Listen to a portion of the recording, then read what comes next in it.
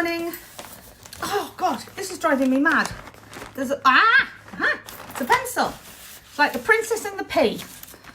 Except that it was me, rather than a princess, and a pencil rather than a pea, trying to find what's making a big lump in my drop cloth. D!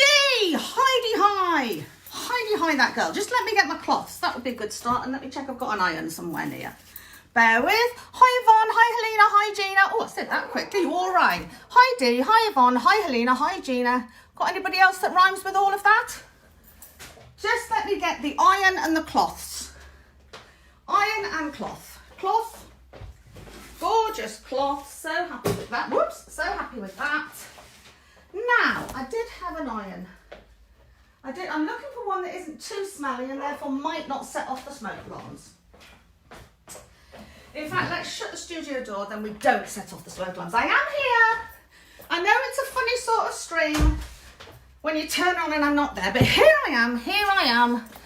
Hi Maggie, hi Dorothy, hi Liz, hi Sue. Morning. And it's another beautiful morning here. I wonder if I can get away with opening the blind. Yesterday I went all soft focus with the blind open, but I'm not soft focused today, so let's try opening the blind. And then we can look at Mr. Sunshine, because he has got his chapeau on, without a doubt. Oh, look at that. Well, put it halfy.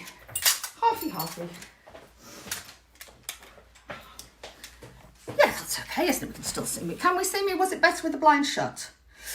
Oh, I think it was maybe better with the blind shut. Less light on me. Hang on. This is what happens. I know for some of you, you've been up for hours doing all sorts, but for some of us, this is pretty much still first thing in the morning. Right, that is better. Hi Janine, hi Jackie, hi Anne, Kathy, Mal. Lovely to see you all. Yvonne and Gina from India. Well, no, Yvonne and Gina aren't from India, but you can say hello to each other from India. I don't know if we've got any other of the Indian trip here. Probably. Hi Jackie. Yes, a Saturday. Here we are. We've made another weekend. We've survived. Is it nearly? Could be nearly 3 weeks now, haven't we? Don't know. Can't remember. I was in bed for too much of it. But a while. We're doing fine. We're doing well. We're still here. Hi, Gillian. And for me personally, I'm actually choosing to try and see this as a positive, being given some time that I wasn't expecting. Because although I'm still teaching, things like my students' exhibition isn't going ahead in May, sadly. It will happen, it will be delayed. But it means a bit of extra time, so I'm trying to look at it as what can I get done in that extra time. Hi Louise, hi Jill. So I know some of you are right up and with me on this. Some of you won't be, but some of you I know are. So do join in, unless you're just really contented in print. I've got loads and loads to do, and some of you will, but if you haven't, do join in. You don't have to make... let me tip you a little bit. Let's tip you down so you can see. That's it. That's better, isn't it? You don't, excuse me, coughing. You don't have to. Hi, Sue. Hi, Janet. Hi, Kathy. Hi, Donatella. Hi, everyone. Hi, Tina. Hi, Anne. All the old onions. Don't take offence at being called old onions. Oh, hi, Fiona. Hi, Gemma. Lots of my MIPs here. You see, you would think they would have had enough of me, but no. Right, relentlessly cheery, that's me, relentlessly cheery, relentlessly optimistic.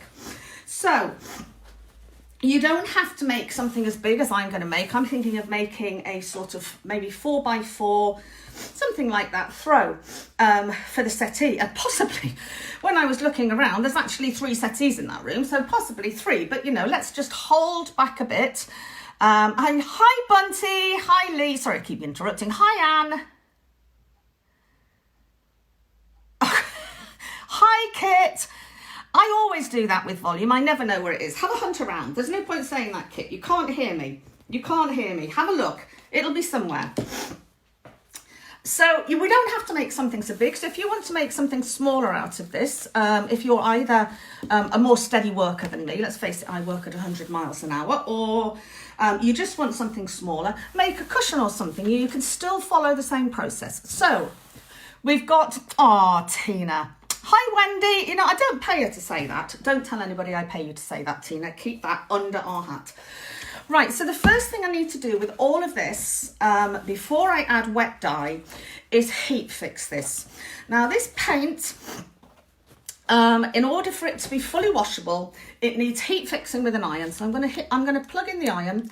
Now, it's ideal with this, really, because it's had a couple of days, high sue, for the paint to cure.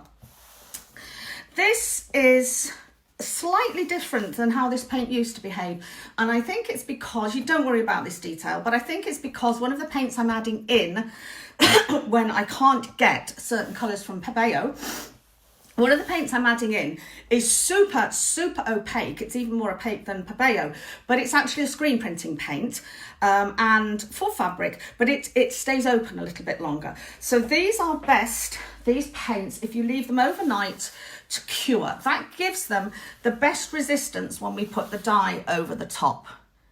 There we are. Jill's giving instructions on trying out doodahs, volumes.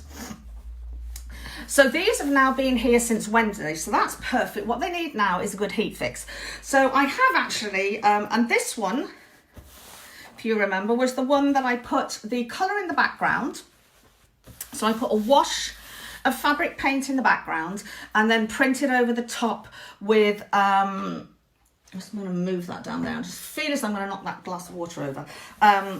Printed over the top with the paint. So that's worked really nicely, and if you really don't want to use dye, you can do that. So to heat fix, you're basically looking for about 2 or 3 minutes of ironing. Now, I've got to be honest, there's no point lying, is there?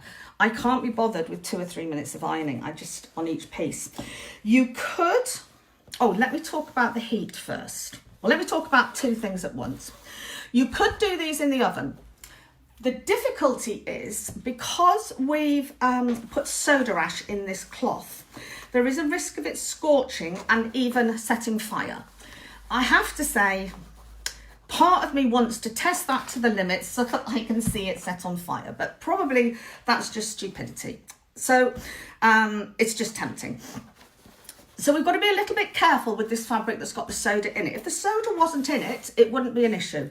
But as it is, I'm not really very keen on putting these in the oven to heat fix. I think that's a bit dangerous. I'd rather do it with the iron where I can see what's happening. So I've got my iron set on, and I kind of know what works on this, on cotton. It's on the mid cotton, so it's not on a linen heat. It's not at its fully hottest, but it is hot.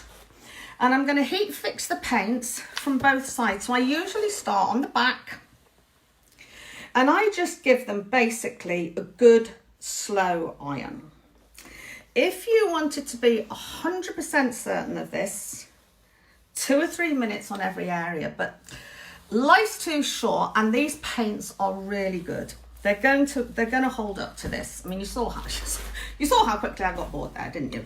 So I know they're going to hold up, and these ones actually aren't going to get any more dye over the top of this one. This one's just going to get washed to remove a little bit of the stiffness and soften it up a bit. So we'll count that's done.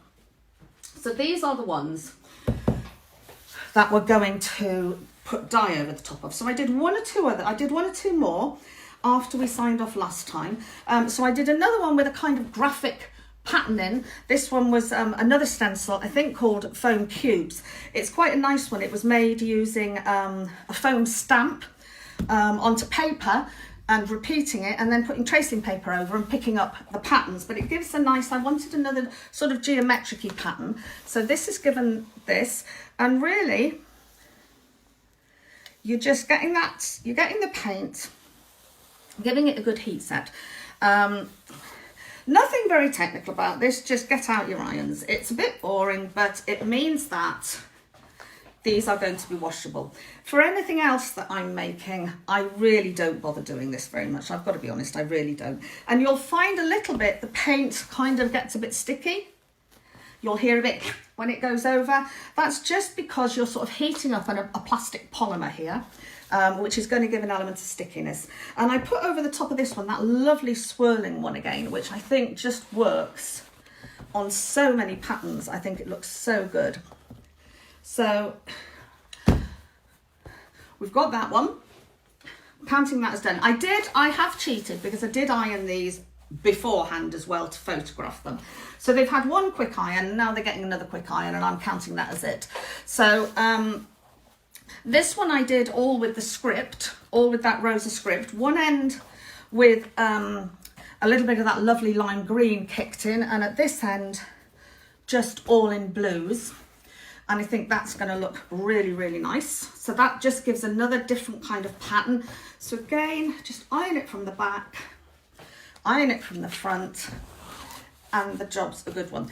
I wish I could just attract Stephen's attention now. I've left the door shut because I need some freezer bags. I'll just see if I can open the door and do a loud cough and see if that gets him anywhere near. If not, I'll have to go and get them myself, which is a shame when he's here, really, isn't it? You might as well take advantage. So this one's got the Rosa script on, which for Alison Hulse, I always forget which is your right name. For Alison Hulse, this is her new granddaughter's name. So this is about perfect, but I just love script. I love letters. I think it's what defines us as humans is our language and ability to communicate. It kind of separates us from other animals. So I'm very fond of it. This one, I can't remember which I did with you and which I didn't now. This was using, I did eventually find the big rose. And I think this is it. I think this is one done with the big rose in blue and a big rose in dark blue. Yes, it is. Big rose, small rose, and then whorls over the top. And I really like that. And the trellis put through in the background. In fact, I think I started this with the trellis. Please excuse that noise. That is, oh, hi, Anne. Oh, you're very, very welcome. I think we all need to, this is just my feeling, isn't it? I am such an optimist about things. I just think we need to stay cheerful. There's absolutely no point in not doing. No good can come of not being. So we might as well be, and we might as well look at this as a bit of a one-off experience, which sounds a bit bizarre, but it is. You know, this isn't going to happen again in our lifetimes. Well, hopefully not. It's not happened before. This is something to live through and experience. And I think by Women Have Always Been Good. Stevie! Bugger, I missed him. Steve! Oh, well, we'll have to be more obvious than that. Women have always been good at supporting each other in situations like this. And I think, yeah, the Rosa script. Did you see it, Alison? It looks really good, doesn't it? I mean, you could be making cushions, because I know you've got this stencil. You could be making cushions and things for young Rosa like this. In fact, I think you should be making a beautiful rose throw for Rosa. That's what you should be doing. See, look at all these lovely roses. You could be doing roses and rose script to make her a beautiful, beautiful quilt. Steve? Oh, brilliant, got him. Could you get me some freezer bags from the kitchen? What? Freezer bags. I just need some plastic bags to put the dyed cloth into to keep it wet. Okay. We're bound to have some in the kitchen. Let's hope so. That'll be the first cock up of the morning if we haven't. So that was that nice rosy one, and then there's a couple more rosy ones. So I went on a real mix of, whoops, let's get rid of that. That's one of yesterday's blocks, and some baby whites, which is nice because I'm always losing them. So we've got that rosy one. We've got this one, which was lovely. This was the clover. Was it called clover? A clover pattern. So this is a much more geometric one. Hi, Janice. Oops, come here, you devil.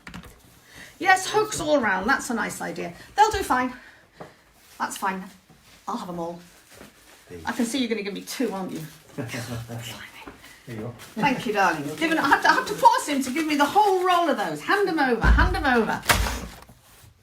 So this is going to give something a bit different. It's another geometric pattern. So that's just going to give me a material with some contrast in it, which is what I'm looking for. I'm looking for a palette of materials that have got some lovely contrast. So when you play off a geometric one like this against a patterned one like that, against, for example, let's get one that I've got out.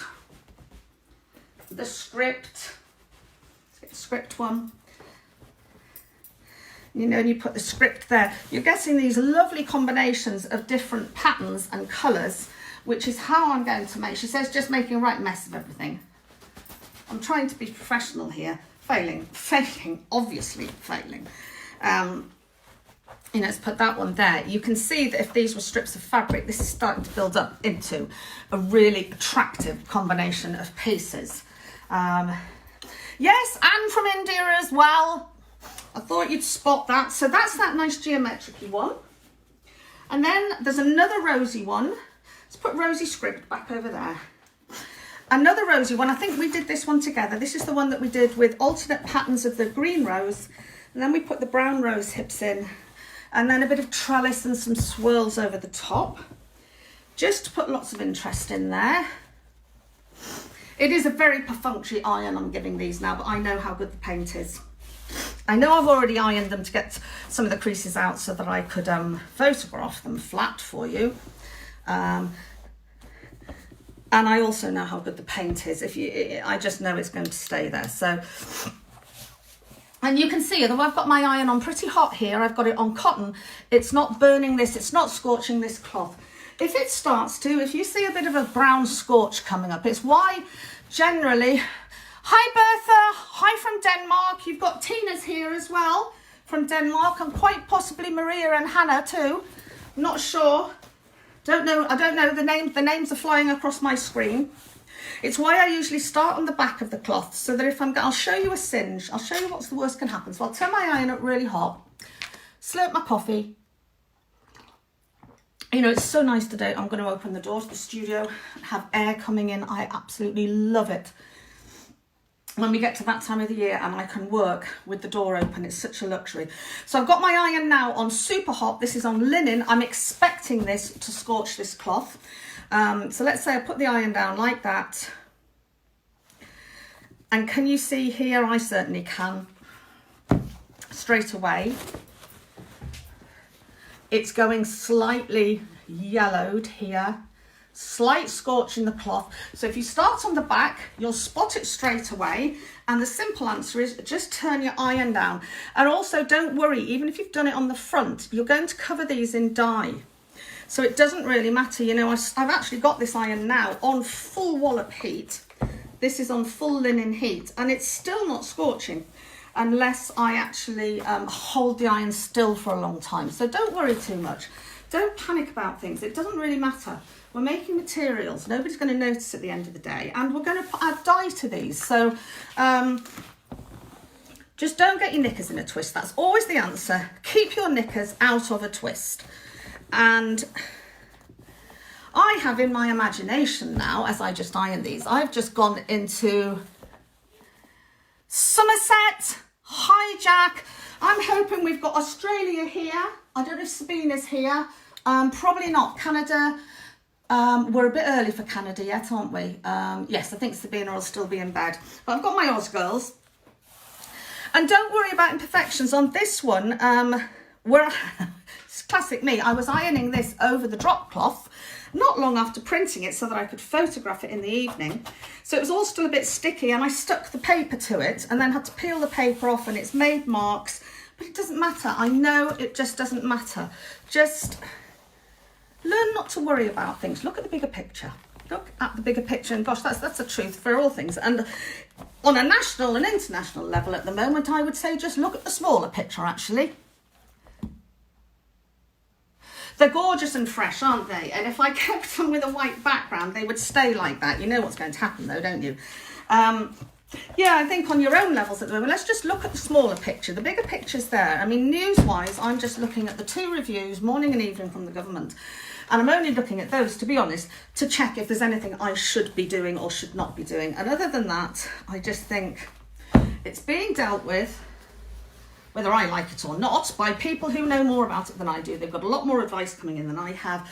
And I'm just going to look at it on a micro level at home and take advantage of this time. So this is, I'm not calling mine a virus throw, Jill. I know Jill's making a virus throw and I suspect her stencils are made from viral images of virus cells. I'm making a happy throw. You can do whichever you like. Scotland as well, fantastic. And Holland, hello Holland. That's nice. Good to get, let's get international. Because there's not many times other than wars. And in a war, there tends to be two sides, doesn't there? I'm trying to think, there's nothing else actually that would unite a whole world in having to fight and deal with a common enemy like a virus like this. So it is a very unique time we're living in, very unique. So that's a beautiful one. That one's much more dense. That was with those gorgeous dahlia, some of the dahlia stencils. And the dahlia stencils are a much heavier, more dense pattern than the lightness of the rose stencil. So even where I've got roses overprinted, it's still a lighter looking pattern. So you can get this nice variety, which is exactly what patchwork and quilting shops do when they go shopping. They just look for fabrics with different, Swansea, oh, my favourite town. My favourite town, Swansea. God, I loved living there. I absolutely loved living in Swansea. One of the happiest 9 months of my life up there. I'd love to be back in Swansea. I loved it. I loved it. There's another bit of something dirty on there. That looks like a bit of dirty. I think that's a bit of dirty dried up paint. I'll get rid of that. So, and I've scorched that cloth because my iron's on very hot. So I've done a little bit of yellow scorching there. Doesn't matter. It's going to get dyed. Don't have to worry about that. Is Anne Cullen? I think it is. Which Anne? No, it's Anne Devine is your niece, isn't it? Anne and Dorothy. I think I've got the right Anne there. I hope so, because I wanted to say I was sorry about your mum, Anne. But you did everything you could for her, and she was in a good place at the end, I think. Despite the attack. Hi from Cumbria. Fantastic. What attack? Have I missed an... Hang on, where's an attack? Oh, yes, despite the attack in Swansea. Yes, that was at the end, wasn't it? That was really unpleasant. You see what an optimist I am? That's gone from my memory. That's gone from my remembering. And I've got Anne Cullen here too. You see, I get so easily confused. Anne Cullen, different Anne to Anne Devine, but I'm pretty sure Anne Cullen, you're Anne Cullen, which you'll know. Ow! And Anne Devine's Dorothy's niece. I'm getting there. Yes, that's okay. That's okay, Anne. I did feel for you because I know you've looked after her so well.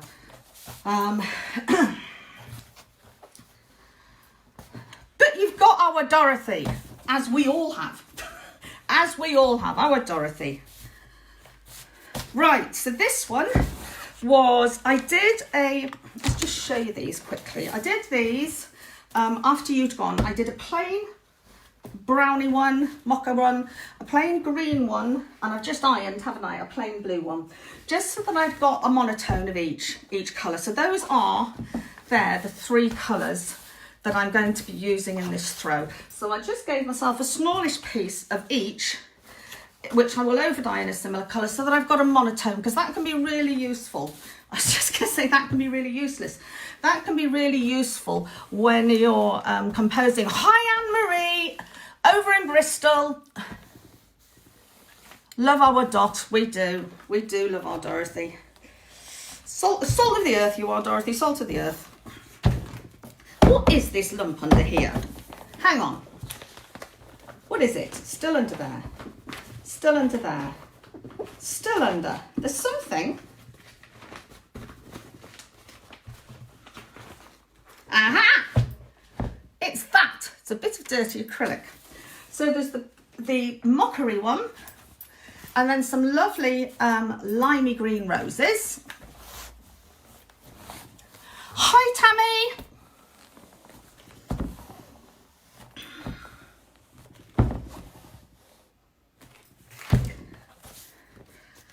Gorgeous bright light greens, which I think are really nice.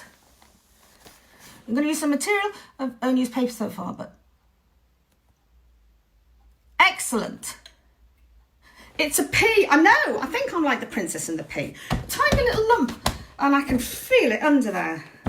So where's my prince? That's what I'd like to know. I keep finding the pea. Where's the princess? And last but not least, I think this might have been the very first one we did. The lines of it was the first or second, wasn't it? The lines of dahlia. Oh, look. Doesn't take much. to get things in a mess, does it? So this is a very perfunctory heat fixing, I have to say, but it's going to be fine. It's all going to be fine.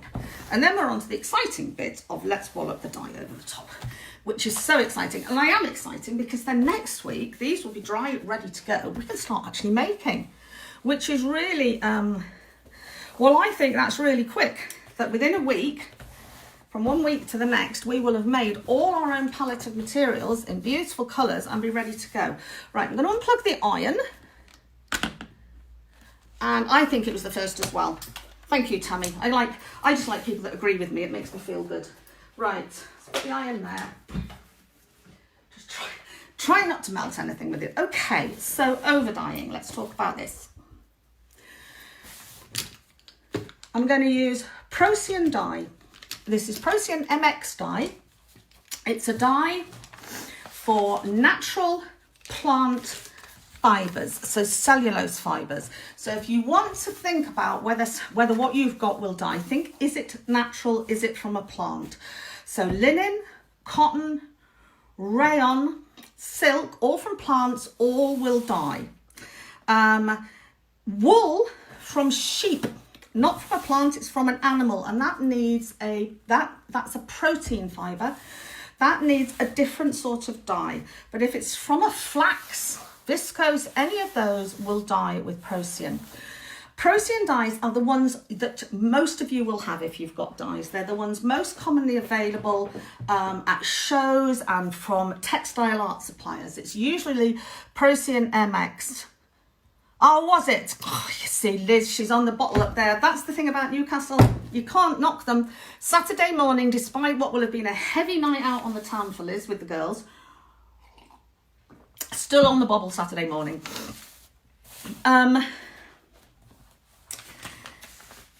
Yeah, so it's likely to be the ones you've got. The only other thing you may have picked up would be dispersed dyes, which are for synthetics and completely different, or acid dyes. So most of them will say on them just Procion dye, or they'll say Procion MX dye. The main manufacturer in this country is Chemtex, now owned by Regency. You also will see a lot of the jacquard dyes, they're Procion as well, from Art Van Gogh. Places like that, you'll be getting Procion dye. All my dyes are a mix of jacquard and Chemtex, but most dyes that you're seeing out in the fabric market are going to be Procion. Dylon cold water dye is also a Procion dye, so if you've got some of that, you can mix it in and use that as well. It's basically just a dye that's going to work without heat on natural fibres. Now I'm going to just put some barrier cream on my hands. Procion is a fantastically cheap way of colouring fabric really vibrantly. It's brilliant. It's not an expensive material to buy. Paint is a bit of an investment, a good one I think, but an investment. Procion's cheap to buy, lasts for ages, incredibly intense colours, beautiful. But there's just a couple of things you just need to be safe about. The first is Procion, because it's a liquid, will be absorbed through your skin. So if you think about this, think if you had paint and you put it on your skin, you can imagine it sits on it, doesn't think of, oh, hang on, Louise. I'll leave that to somebody techie to answer that because I haven't got a clue. So if you think about paint, if I painted paint on my skin, as I did the other day, it sits on the surface. You can imagine it's there. You can pick it off, can't you? If you put dye on your skin, you cannot pick it off. It soaks into the... Hilary, we can only talk on the phone at the moment, both in isolation. Yes, I know, Dorothy. I think about you every day, you and Anne, who's another of my ladies who's on her own, and I know will be really finding this very, very hard. So, well, that's one of the reasons for doing this, really, isn't it? Is because then I think it's company, isn't it? We're lucky we can get company like this, and it is company, and hopefully it's something to think about and do when we're not here. And I do think, and I'm going to be setting up new groups for some of my Make It Personal students today. I am tempted. I won't stream into a group here because I want people who are new to be able to find it and come in. But I might open up a group that those of us that have been on the streams, you can then post in pictures of what you're doing and what you're getting on with to just keep us keep us motivated and keep us interested, because it's not very easy being on your own. I know it isn't, and particularly with you two when you're recently bereaved and you're grieving and you can't even get together and have a hug. It's a bastard, it is. But you are made of tough stuff, Dorothy, and if Anne's got any of your genes in her, she's made of tough stuff too. You will survive. You will survive, and that hug will come. So, procion. So, if I put procion dye on my skin, it sinks in. I can't pick it off. It actually sinks in and it goes through your skin. It's a liquid. It's absorbed. So, you don't want to be absorbing procion dye through your skin. It's the fastest route into your bloodstream is via your skin. If you think of nicotine patches or HRT, they're often applied as a patch to the skin. That's the fast ibuprofen creams, fast way to get anything into your bloodstream. So I don't want procion in my bloodstream. So I'm putting on basically barrier cream. Just seen my chest there. Putting on barrier cream on all my exposed skin because I know how messy I am. And those of you that are my MIPs, you know how messy I am and how totally capable I am of throwing stuff easily around my face and hair. So barrier cream, and I'm also going to use gloves. I usedn't to bother, but I do so much dyeing now. It just stops me getting in quite such a mess. Right, so let's have a look at the colours that I want. So I want to, unusually for me, I've got a palette here that I really want to work in. Oh, is that our Jean Peg or is it a different Jean? If it's Jean Peg, hello, hello, hello, how lovely to see you here. I can't see you coming up on my screen, but if it is, hello Jean, it's absolutely, I think about you so much, especially at the moment. Minerva shut and everything going on. I think this is a rotten time for you. So hello Jean. Oh good, you are all good at helping each other with the technology. So what I want dye wise is this much the same colours, because these are the colours that I want for my throw. So I'm going to get out my dyes, and I have all my dyes pre-mixed like this in bottles. It just makes them very easy to use. That glove's inside out. Should I get one that's the right way in to start off with? So I'm looking for colours that are similar to the ones in my piece. And in my case, I know my dyes very well because I always use the same ones. Oh, I am, to be honest, it's easy. It's easy. I'm hardened to it. I'm hardened to it. So moss is a nice green. Sienna is a browny colour, which I think if I lighten off might get me something like that mocha. Burnt orange is too orangey. What colours? I am in blue, lime and mocha, aren't I? There's another moss there, not quite sure why. Burgundy, I don't think so. I'll get it out just in case. It's a very deep reddy brown. I think it's too reddy brown, but we'll see. Indigo, I may lighten up for a beautiful warm blue. Slate is a lovely cool blue. Blue black is a very dark cool blue. That is teal, and I don't think it's what I'm after in this case. So in these, I have all my dyes pre-mixed. This saves wasting any dye, and it saves also pouring buckets of dye down the sink or into the system.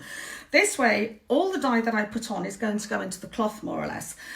So in these, I have just a teaspoon of procion dye, mixed in with water. Mix it with hot water first, top it up with cold, and these will last, I mean, I say indefinitely, they won't last for 30 years, but they'll certainly last for a year or two, and it means you've always got your dye ready to use. So the dye's in here. The soda ash, remember, was in the cloth to soak with, so as soon as I put the dye on, it will activate. So lime I definitely want. Olive I'm not sure, but I'll get it out. Leaf green I may well want.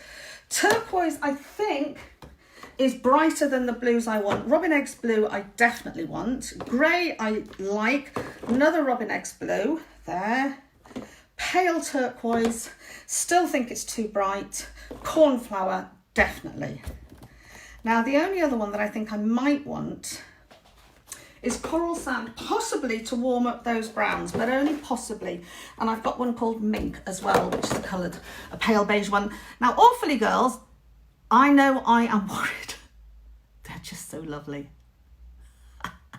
Dorothy will be shouting at me not to do things. Dorothy loves to tell me not to do things.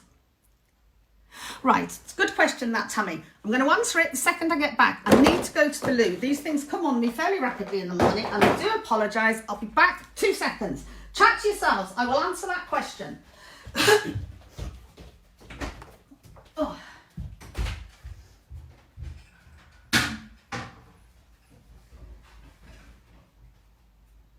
Hello, Milo. I can see you peeping around the skirting boards. Yes, I can. Oh, Mummy. Hello. Do you want to go and take over the stream? There's a gap. You go do your job. You go do a bit of stream. All right, home. I can't, Mummy. I'm busy. I'm busy. I'm busy upstairs. Got that window going again. Have you got it going? Have you got the recording going?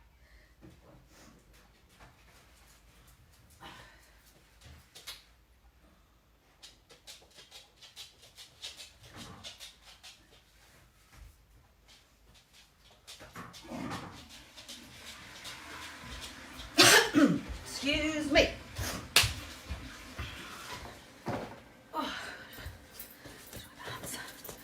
Okay, so if you haven't got swiping up, don't panic, it will be solved. I think we're still on somebody's getting I am getting excited, you know, it always results in a toilet run when I get excited. It does indeed. Okay, so if you have, so we've got the soda ash in here, I pre-soaked. If you haven't had a chance to do that and have excitedly taken your fabric straight from the bolt and printed it, which I do an awful lot of the time, you have a second option, which is to then spray the fabric with soda solution after you've printed and after you've dyed. In fact, you could spray it with soda solution just after you've printed and then add the dye. You could, after I've heat fixed this, I could take this, it's heat fixed, this paint won't go anywhere. So I could take this, scrunch it up, put it in a bucket of soda solution, leave it for 15 minutes, let it dry, and that would then put the soda in. Or I can put the dye in and then spray on a very strong soda solution afterwards. The latter is very, very easy. We have just found it's not as reliable as having the soda in the fabric to begin with. So because I want this to be ultra washable, I'm going for safety and putting the soda in the fabric to begin with. So I think I would, yeah, I think you have to come off full screen to get the comments if you want the comments. You may not want the comments. You may just wish to ignore all the idiots that are watching. So, completely distracted myself there by being rude to you all. Ah, yes. I think for me, for certainty, if I hadn't pre-soaked this, I would fix all these with a really hot iron like I've just done. I would screw them up, or I put them now into soda solution for 15-20 minutes.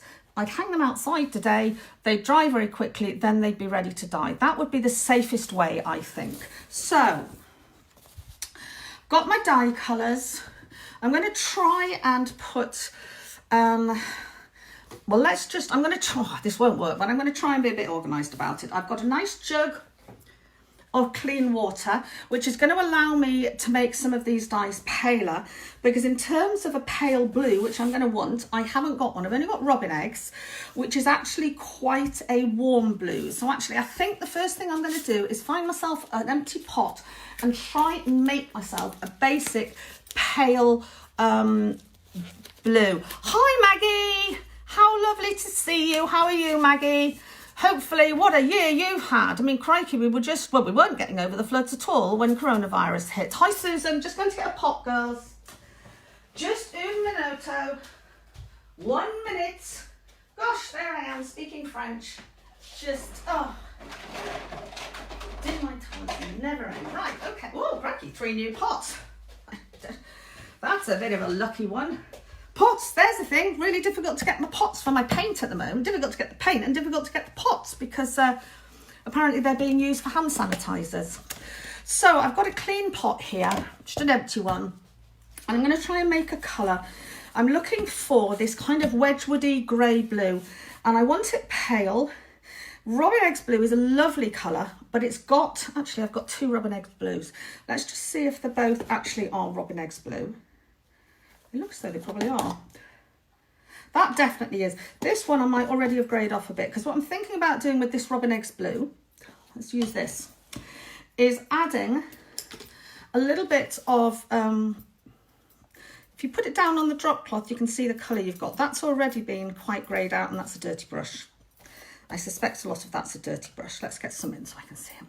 That's already been greyed out. Now I want it more blue than that, so I'm going to add in a little tiny bit of the bluest blue, which I consider to be cornflower probably.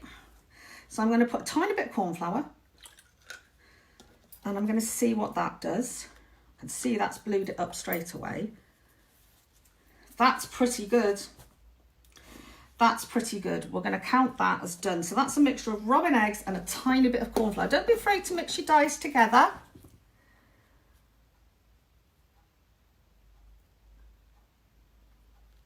Oh, thanks, Maggie. I think it's going to be a gorgeous throw. You know, as ever, I'm excited about my own stuff. I don't wait for other people. See, even on there, doesn't that look lovely? Just those sweeps of colour.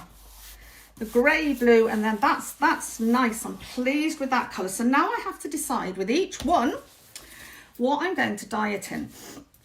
And what I might do with some of these that are quite big like this, is actually, because I'm going to make squares that 12 inches, so I'm not going to need them this size, so I might tear this in half and do half one colour and half another.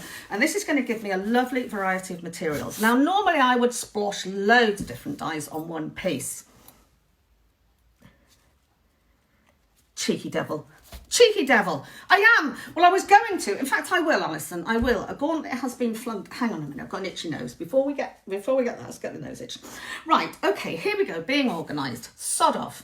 Right. Over this side, I'm going to put the Mockery Brown. Sienna. Mink. Mink is a new colour. It is coming. It is coming. Coral Sand. I'm not sure I'm going to want Coral Sand. Just if I need to warm those up. And Burgundy. And somewhere I have got brown black, but I don't think I'm going to want to go that deep on any of them. Do I get out brown black just in case? I've got green black. Brown black. No, because I haven't got it. So there we are. Right, so brown's over there. I'm going to put greens up here. You see? Take it back. Take it back.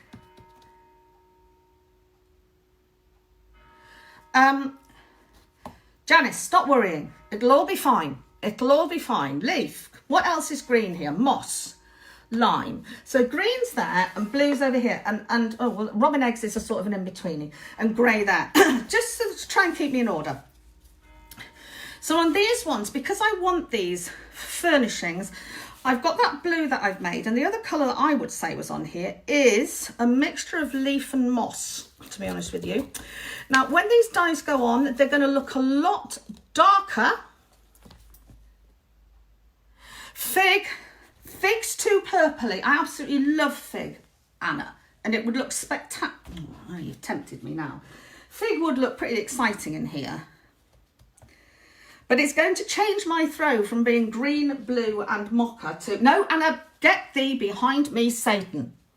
Shut up. It will last. It will last. Right. Let's see. Well, let's put this blue on. I think this is going to look really nice on here. And you can see when I put the blue on, what happens is the greens really kick out and the paler blues actually are showing nicely. That is a really nice colour on there. That's just what I want to happen. Now I can either do this, so I'm just brushing it on with a fat paintbrush. It's a really easy way to dye because you can see exactly what you're doing as you do it. Now I can either do this all in one colour. Normally I would probably put another colour through that. So let's try putting some of the leaf green through. That isn't leaf green, that's quite good. That's actually quite muddied up leaf green, which will give me some variations then of patterns. And I've just dipped in the water, which has just wet everything and gives me a nice wet edge to blend colours on. So put a bit more, oh, well that's blue. I was going to say we'll put a bit more green, but I dipped in blues. There we go. And I'm keeping that blue on that pale level there. A bit more green down here. Blue's the main colour in the room. So that's the one that I want the most of, is the blue. So this over dyeing, by the time I get to the last piece of cloth, I know I will have absolutely got to my limit of being sensible with this. Because, you know, as soon as Anna says fig, I think, oh yeah, wow, fig would look exciting on there. And yes, it would. It just doesn't actually fit with what I want to do. So now we have a nice piece of cloth, all covered over in dye. Now, this I'm working on here, it's worth telling you this, a flip chart pad. Really useful thing to have at home. Just look on Amazon, and I've got a really thick wad of it here, and it just means the dye soaks into it. I can keep taking off wet sheets when it gets too wet to work and add dry ones. Sorry, get back to a dry one. And also these sheets that are coming underneath, if you look at the organic way these dyes are just blending together when I'm not planning it, these will be lovely sheets for collage and sketchbooks and things as well. Good question, Tammy. The amounts of dye are 1 teaspoon of dye in about a cup of water. So if you think of a teaspoon of sugar in a cup of tea, so these are actually 200 mils. Sometimes I used, that's one, 250 mils. I put a teaspoon of dye in both of them because I don't really care. And it just gives me a nice strength dye. Now I'm going to blot this a little bit, just because you'll see when you blot it, it brings back up that brightness of the paints again. It just takes any dye that's sitting on top of the actual paint and pulls it off. And I have found with these newer paints, this is what is happening. It tends to stick on them a little bit, not too much, but a little bit. Okay, so that now is done and dusted. Okay, that is a nice sheet of blue and green. I'm not going to worry about the blue and green mixing, so I'm just going to fold that up. It's wet, just checking it is all wet. It's all wet. That is now activated, and that wants to be kept damp for a minimum of 4 hours. So, oh, I see we've got big bags here. Right, okay, we'll do a lot of blue and greens together. This is why he was trying to give me one, probably. So we'll get that in there, and let's do blue greens together. We'll get plenty in here. So I'm just going to put that first one in. Just twist the bag so it doesn't get dry. And number one. Great stuff. Yeah, you can't mess up. There is nothing you can do that can mess up. If the dye washes out, re-dye it. If the paint washes out, repaint it. If the colour's wrong, redo it. It really doesn't matter. It's just, it's a fairly simple process. And your friend Dee knows all the answers as well, Tammy, on how to do things. So this is the other side of the same cloth. So why don't we do this? Because we know how I love them in a deeper blue. Let's go for my beloved indigo. Here I'm going to, indigo is very dark, so I am going to just get a wet edge to start me on to stop it soaking in so hard and fast. I just adore this colour, really beautiful. The dyes will look darker on the fabric than they're going to look when they dry, so just be aware of that. This will not dry quite as dark as this looks. So this looks very deep, doesn't it? I'm going to keep adding water so I get some lighter areas as well. Painting on dye like this is just like watercolour washes, really. It's very simple.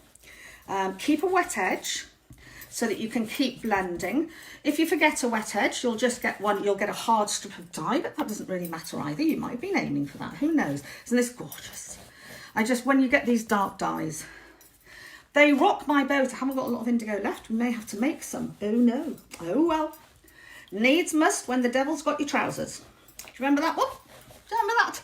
Do you remember that? As it takes your trousers, it's got your trousers. It's something like that. The devil and trousers, anyway, were definitely involved in the needs must statement. That is just beautiful. That's just gorgeous. And it's still fresh. It's still got that freshness because it's still got oh, look at the drop cloth. Look at that drop cloth. Look at that. Look at that. Edible. Right, let's blot that one. So again, I'm putting plenty of dye on so that I keep a wet edge when I put on. And then I'm just blotting some of that excess. Particularly I'm aiming for the tops of the paints. Where you've got very light printing, like there, this bit here, some of the dye will seep in to the gaps in the paint, but I love that. I think that's one of the reasons it looks so exciting, is that seeping in like that. It just gives these lovely, you can see as I blot them, how much brighter they're coming up as I take that dye away. Sometimes I just leave them like that because it actually makes this beautiful blended material. These bits of tissue, I mean, I could keep these for collage because they come up in some lovely patterns. I don't, because I get so many. I put them in with the compost and they never seem to do my garden any harm. So that's blotted off, so it's not quite so drippy. Another beautiful piece of cloth. So I'm going to fold that one. So again, I need to keep this damp now for 4 hours. So we'll fold that up and we'll put it in the blue-green bag. I might make this a mostly blues bag and then do a green bag and a taupe bag. Right, that is just beautiful, isn't it? That is so beautiful. I'm so tempted to take that off and keep it because that's a lovely background, isn't it? Let's just, no, don't, Hilary. I'll take it off when we stop using these colours. Right, so let's do, we were going to do blues or greens. Let's do all blue. This one was going to be all blue, wasn't it? So let's get a selection of blues across this. I've got cornflower here. I've got indigo open. Let's do cornflower. That's that very pale one that I've made. There's robin eggs, which might give us some light areas. And there's, I'm not sure about slate or whether to stick with dark indigo, blue, black.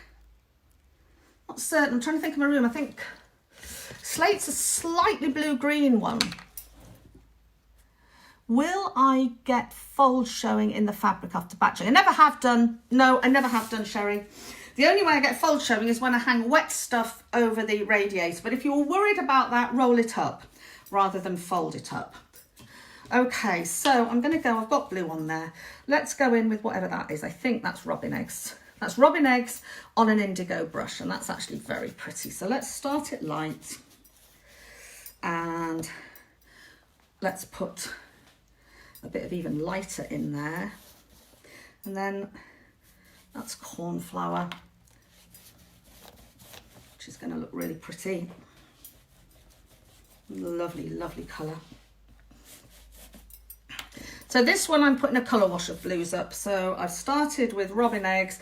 I've gone in with a lighter strip. I'm putting a lighter strip in there, just go across there. And then I'm going to put blue black up at the top, which is a really deep, it's like quink ink. It's what it reminds me of. For those of you like me that used to have a cartridge pen or a fountain pen at school, I always liked the blue black ink. I always thought it was just a bit cool actually to have blue black ink. And that's what that reminds me of. Now, typically for me, I've dripped dark stuff going across my light area, which is just about classic. I do those sorts of things all the time, but it doesn't really matter. We'll just blend them out. So we've got some, you know, lots of artists do spatters, don't they? Well, that's my version of, look at that, where it's blue-black up there. Can you see the blue-black bit? Look at that blue-black bit. Isn't that just gorgeous? Yummy. Yum. Yum, yum. Right, let's blot that badger. Just make sure you've got dye right up to your edges. I've been a bit lackadaisical there and missed a few edges, and I'll regret that later. So I'm just going to blot again. Some of the dye off the top of these flowers. Settling there. That's going to be a gorgeous piece. Really like that. This up here, which looks like black, will dry lighter. Look at the back. You can see the colour wash on the back. Isn't that just lovely? Isn't that just like, now this one, I don't really want that dark to get mixed in with the light, so I'm going to fold it this way to begin with, and then I'm going to get a spare plastic bag. Anybody see what I did with the roll of plastic bag? I'm going to get a spare plastic bag. I am being sensible, Janice. I said I was going to. So I'm going to get this just to stop. Hang on, I could do that more sensibly. I don't want these colours to hit each other, okay? I want them to stay light and dark. So that's that one wrapped up. Any sheet of plastic would do. Cling film, I'm using bin bags from the kitchen. And what I'll do when these are used, it's just I've run out at the moment, is I put them back over there and I reuse them again. Okay, so let's keep going. We've got an all green one here. So let's get a new brush. And let's start this. So we've got lime and moss up there. And whatever that is, which I don't know. What is that? What is that in there? Oh no, we've got lime leaf and moss. That's what we've got. So this is lovely and bright. Let's put some really bright lime down here to begin with. Lime's a lovely bright colour. Add some water and get it even lighter. Just be aware that it's all going to dry a little bit lighter than it's looking on here. So this will dry quite a nice bright colour for me. And then I'm going to go into the leaf here and put this bright leaf green through the middle, which I think looks nice too. I like that. You see, and normally now I would go into blues or teals, but I'm not going to. I'm going to go with moss, which is what I have open here up at the top. Let me turn this so that you can see. Let me get it there. There we are. So some moss up here, which is my deepest green, of the ones I have open at the moment anyway. And I'm probably going to stick with those three green colours. So I'm going to dip in moss and in leaf to get a blend to go in there. Isn't that beautiful? Isn't that lovely? Absolutely gorgeous. Again, I've just missed, wash my brush off. Just missed a little bit down there. So we'll get that coloured in. So that's going to give me a lovely all green piece to play with. Let's get some more towel. And you can block these with newsprint or even a newspaper and get yourself some nice materials for collage as well. And I often do. It just depends where my needs are at the moment. At the moment, my needs for blot off papers are low. So I'm doing these, and actually my need for stuff to go in the compost to break up the lawn clippings is soon going to be high. So this is quite a sensible way of doing it. So you can see, again, if you look at the back, you see that lovely colour wash. And at the front, they get, we know they're the same coloured roses, but they just show so differently in different areas of the cloth. So again, this one, I don't want the lights and darks to mix. So I'm going to fold it like that and then get a spare plastic bag. Anybody see what I did with the plastic bags? This may become a bit of a regular cry. Somebody may want to notice what I'm doing with the plastic bags.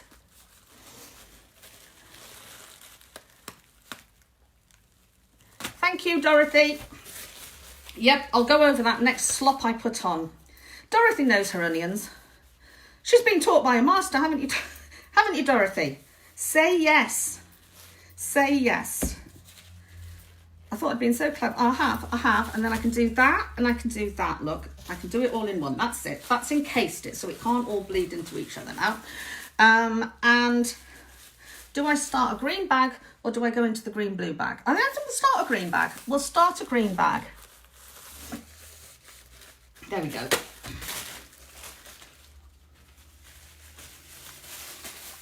That's the badger. That's it, in there. So that's the green bag. I'm going to put the green bag over here so I don't get myself mixed up. So yes, let's go over what Tammy was probably just asking. I'm going to stay with green and blue whilever I've got this drop cloth for the moment. So let's pull out, this is an all blues. Now we have choices here. We can keep this, I'm going to do it in half again. I'm going to do half of it all blue and half of it I'm going to do mocha and blue so that we can see the difference. So let's do this side all blue. So let's go over what's actually happening here when I add this dye. So I've got my soda ash in the cloth. That's my blue one, isn't it? I've got my soda ash in the cloth and I'm adding procion dye direct to the cloth. And as soon as the procion dye, which is the powdered stuff that I've mixed with the water, hits, where's that nice pale blue I've made? There. Let's have some of that. As soon as the procion dye comes into contact with the soda ash, the chemical reaction starts and the dye is active. It is active, and what that means is that it's basically dyeing the fibres of the cloth to a permanence that can be washed. Its active life is for about 4 hours. So, and in order for it to stay active, it needs to stay damp. So we need to keep this cloth in a damp state for 4 hours in order for this dye to become permanent and washable. So what we do is we apply it, and then we put the dye, we put it into a plastic bag basically to keep that dampness in there. I think I'm going to put a strip of indigo through there as, oh no, that's blue black. Well, there we are. It could have been a strip of indigo. As it happens, it wasn't, because I dipped into the wrong pot. That's not because I'm not organised at all. My organisation is there. It's just indigo seems to have roamed out of the blue section because it's not there. Where's indigo? Indigo's over in the taupes. I ask you, how did that happen? You see, I try, and I am just basically, I am defeated by things that are nothing to do with me. Isn't that gorgeous? Another lovely, lovely piece of cloth. Just beautiful. And when these are stripped up to make our, I can't wait till Wednesday now. It's going to be super, super, super exciting. And I haven't made anything for my house for years. So it's really, really exciting thing to be doing. So now we've got the dye in here. This is all, hi Veronica. Temperature doesn't matter at all. No, well, I mean, don't put it in the fridge. Don't put it in the fridge. It just, temperature is irrelevant. It's nothing to do with the heat with the dyes. This is all to do with keeping them damp. I don't want it dripping wet, just because that puts an awful lot of pressure, I feel, on the paint. So I'm getting some of it blotted out, but it's nice and wet. It's wet right through my cloth, look. It's not just sitting on the surface, it's wet through to the back. And then basically, I'm just going to keep this damp. And again, I don't want these darker blues to mix into this light blue. So I'm going to fold this like that and get another bag. It's a good job I got the whole roll. And put this on here. And that will just keep this separate from one another. Like that. And that's fine. So that's another blue from a blues bag. Do I need to rinse cloth after soap? No. Soak it in soda ash, let it dry, and then start printing and dyeing. You don't rinse it until after the dye has fixed. So we're not going to rinse these. The first time it gets rinsed, so you soak it in soda ash, do everything to it, add the dye, damp for 4 hours, and it stays there. And Anne-Marie, I know you have my books. So book 1, all the instructions, and I think the galloping book, maybe even in book 2, but definitely in book 1, all the instructions for this are there. So you don't need to remember this. You can watch and enjoy it and just go and look it up. It's in the beginning, at the beginning of the book, in the kind of stuff you need. There's instructions for using the dye. Okay, so carrying on, the other side of that I fancy doing in taupe. So I'm going to leave that there. What else have we got here? Oh, this big gorgeous piece. That's rather delicious, isn't it? Again, I'm going to do this in 2. It also makes it somewhat easier, to be honest with you, to dye, to do it in 2. So what colour? We've got blues and greens in here. If I dye it in green, the blues are going to come up. If I dye it in blue, the greens are going to come up. If I dye it in taupe, they'll both come up. I might dye the other side, half in taupe. This side, I think I'm going to do the indigo that I failed on last time because the pot was in the wrong place, and that's what I'm blaming it on. In fact, both pots were in the front. Hang on, I need to blow my nose. Life's never simple, is it? It is never simple. Bonnie! Hello! From New Zealand. Excellent. We now have New Zealand and Australia here, and Denmark and Holland. We is so international, we is. How are you, Bonnie? How are things over there? And how's our Meep? Is she okay? Hear from her every now and then. Right, okay, so off we go. So what did I say? Indigo. Indigo. There's indigo, right. So I'm going to put it on full wallop at this end, which is going to, is really dark. It's really deep as indigo. It's not as deep as blue black, and it's not as deep as slate, but it is the most gorgeous deep colour. Have I just put dye on my nose? No, good. It's one of my very favourite colours, is indigo. I just think that's so beautiful. But let's do again, let's come down through the colours a bit. So let's get a wet edge on there. Like that. And then let's bring in, I'm going to do a bit more indigo, but let it sit in that wet edge, which will fade it out a bit. Then I think we'll get cornflower in there. I'm trying to remember that it is palish blues in the sitting room, but hey, who cares, hey? Who cares? Right, so a bit of palish blue down here then. Come on, where's that pale blue that I mixed? Where is it? Is that it? Could that be it? That is it. And it is a lovely colour. Oh, and down here, actually, some of these are very nearly robin eggs. So let's get into the robin eggs and see if I can get some. I doubt it. Oh, I can. I can, by Jove. Look at that. Look at that. Yum, yum, yum, yum, yum. Oh. Overdying is just so super exciting. Well, I think it is, because you just get such amazing results. You don't have to be super clever, which is good. You just have to be a bit brave. You have to be a bit brave and get on with it. Because if I'd made my throw with all those white backgrounds, it would have looked lovely, but it wouldn't have lasted 10 seconds because it would have got, hi Elizabeth, that's fine. Hi Margaret. Some of you, there's Anne's here and Gina's here and Yvonne was here from India. All good. Oh, good.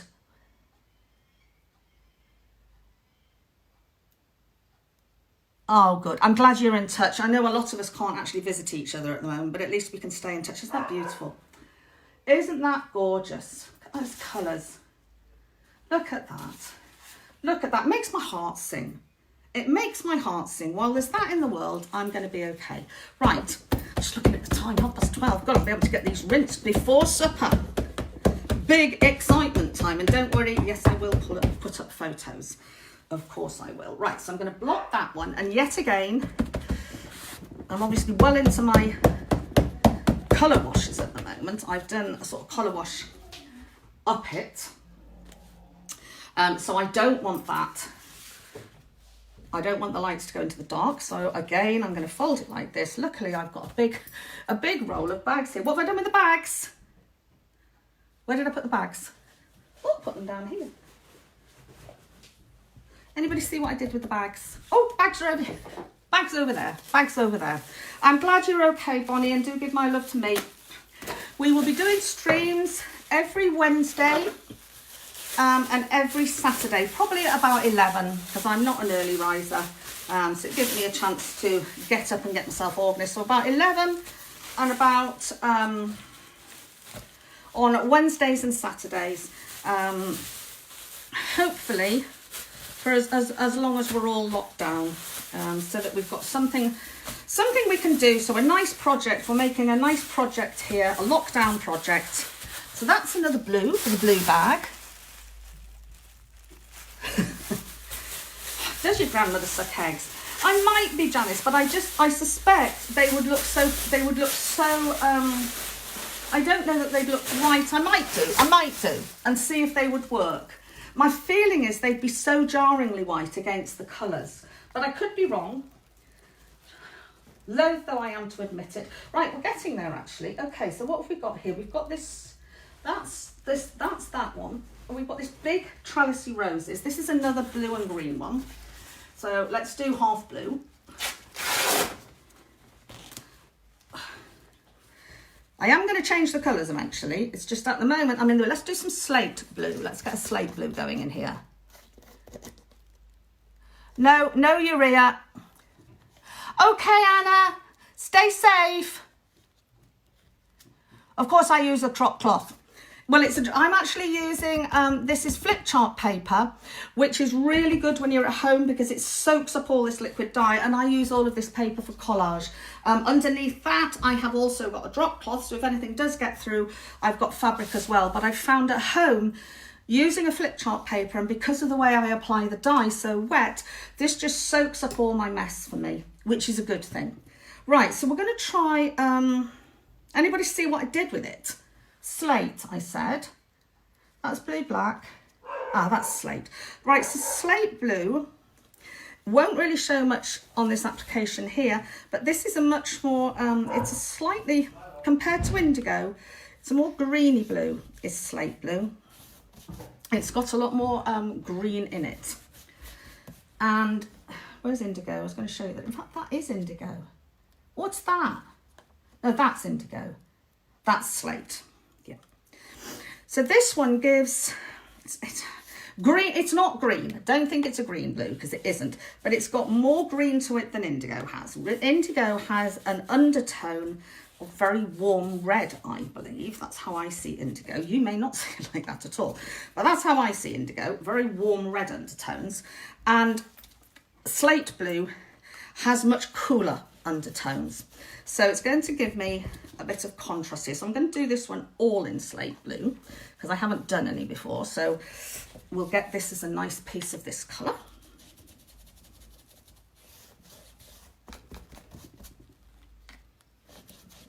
I think the other thing, Janice, about leaving white, because I've got dogs,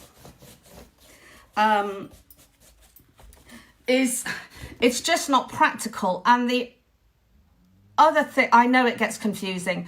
I mean, I want to say to you, obviously I do, forget every other way and just do it this way because it's simple. Which is what I say to my Make It Personal students, just stop thinking about other ways. You don't, it's all you actually need is the procion dye, soda ash to fix it. That's all you need. Anything else is kind of luxury excess. Urea just helps, it's a humectant, and it helps to keep the fabric damper and to allow it to absorb more dye. I don't use it and I've never noticed any problems. So I'm just going to, that one can just fold because the colours in there are pretty similar. So we'll just fold that badger up and he goes in the blue bag. This is my bag of blue Fabricos, which has got a lot in it, which I would expect because mostly my sitting room is mostly blue. Right. Well, anything else I want to dye blue here? Oh, what colour am I going to dye that? Got to dye half of this blue, haven't we? Half blue, half taupe, maybe. Could do it in green. I could do that in green, but I fancy doing it in blue. I fancy doing one half in the blue and one half in the taupe. I think that'd be interesting. So I'm going to go in, if I can find, how did slate blue get over there? Who did that? If I can find that nice mid blue I made, the pale blue I've made, up here. It looks so boring as I put it on like this because it's pale. It's very difficult for me to stay with this, but it will make a really useful piece of cloth because I am going to need some light colours and they are not things I ever naturally make. I always tend to make things in really deep, bright colours. So I am going to try, even though so much of me wants to do this dark blue, I'm going to do this half at least in pale blue so that we've got some pale there. Isn't that lovely? And it just gently kicks up. That is very pretty. It's just gently kicking up that pattern on there. Should I do it? And it's lovely on the back as well. Should I do it all in that pale? Make sure you've got into all the gaps, girls. Let's put a bit more of that in. I might put some, that's pale cornflower, isn't it? What I might do is down this end, do pale indigo. I haven't mixed any pale indigo up, but I can get the effect by finding my indigo, dip your brush in water. I've got a really dripping brush, dipping it into indigo and putting this on and getting my water out quick. I didn't do that very well. I've now got, I have got pale indigo, but I've also got a streak of deep indigo, but I'm not too bothered about that. Let's go this way. Water, water, dip, water. It normally works beautifully. There we are, that's better. I will put some plain indigo in there as well, just so that that strip doesn't look so peculiar in there. That, you can see why I'm so tempted to put the dark dye on, because look how the patterns launch up when they get that dark dye on. Mind you, I will always keep the lightness of the paint, won't I? So although this may be quite deep, I always speak like that. Although this may be quite deep, we will get the brightness of the paint. So I could treat myself to a little bit more of that dark indigo, couldn't I? Why don't we do that? Why don't we treat me to a little bit more? Do I have a drop cloth? Oh, hang on, I've read that one. Oh, yeah, that's Milo guarding. He's honestly, this virus has kicked up his guarding duties just so enormously. He's so bored, that poor dog, because there's so little going on outside. Anything now.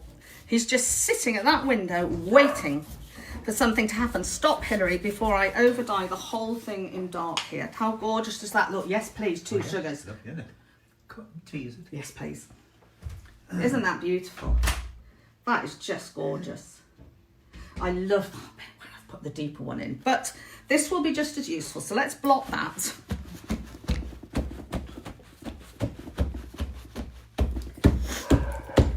Yeah, so every Wednesday morning, every Saturday morning, we will be we're going to make this throw and then we'll go on and make other things. I've got loads of ideas for things we can make. Right, I'm so happy with that. So I'm going to fold that one up, try and keep some of that light separate, but I think by there, and look at how it's coming through the cloth, the back. Isn't that pretty too, where the pattern's coming through? There's another blue one. Right, I think I've got a lot of blues now. So I could probably change to doing some greens. And then we'll get into some mockers. So, the things on the floor. That one, oh, there's still a few that I haven't done. Oh, there's the words and there's this. Okay, hang on. There's our words here. So I think we do the side of this that's got Rosa written through in lime over the blues. I think we do this in blue. And we'll do it in, oh, which blue? Which blue do we go for there? Decisions. Well, it's Rosa. Let's give her my favourite. Let's give her cornflower. Not cornflower, indigo. Because that's my personal favourite blue. So this is Alison's new granddaughter, young Rosa. Isn't that beautiful? You see, to me, it goes from already beautiful to uber beautiful. So I don't feel any sense of anxiousness about over dyeing. I didn't give you yardage. Linda, who on earth do you think you're talking to? Give you yardage. No, I didn't.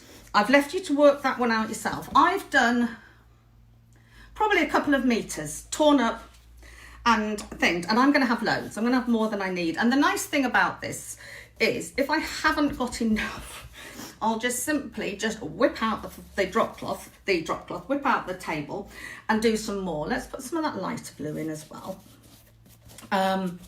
So I can always make more, but I'll count how much I've done.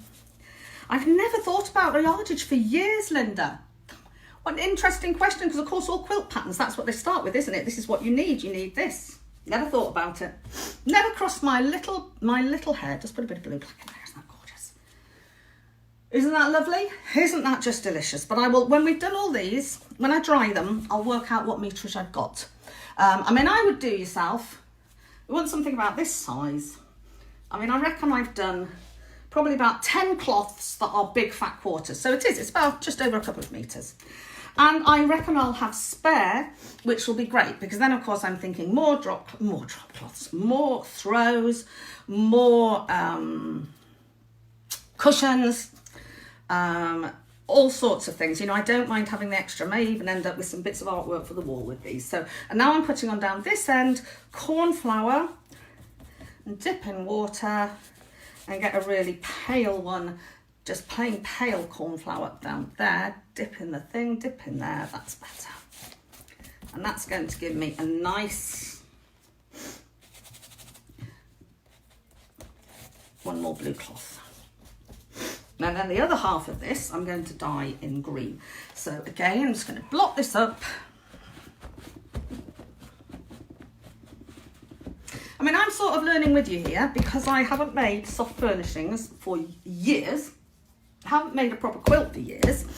And neither have I dyed or made my own fabric for soft furnishings. I'm trying to think, have I made any? Fritillaria, I painted all the fabric. Vintage Flora, I painted all the fabric. Echinacea and Asters, I painted the fabric. I don't think I've ever dyed fabric like this to make sort of relatively traditional soft furnishing. So I'm on a bit of a learning curve as well, but that is just so pretty. I hope Rosa's happy with that, Alison. That is a very, very pretty piece of cloth for young Rosa. Thanks, darling. So we'll just fold that up. Thanks, Angel. Let's put that there, fold it up. I could have folded the letters inside, but I didn't. See, you can see now how interesting the strips are going to be when we start cutting. I can't wait to get cotton. Can't wait to Wednesday to get chopping this up. Still haven't decided how I'm going to make it. And I think that's a learning thing for you as well, hopefully, is that you don't have to have it all planned out. You really don't. You can just go for it on the wing. It's fine. Things don't have to be planned. Let's do the other half of this. So this one hasn't got the lime written through it. So let's put the lime in with our brush. We'll put some lime paint on this one. So that's very dry, that. Let's get that wet. And we'll do this one over in some greens. I only want a few of the greens in the sitting room. There's not much lime green in there. So I just want a few shoots of these limes and greens in there. I want mostly blue and mocha, actually. Now, that's leaf green, which is another nice... It isn't leaf green. Leaf green is actually a bit brighter than that, but that's a good impression of it.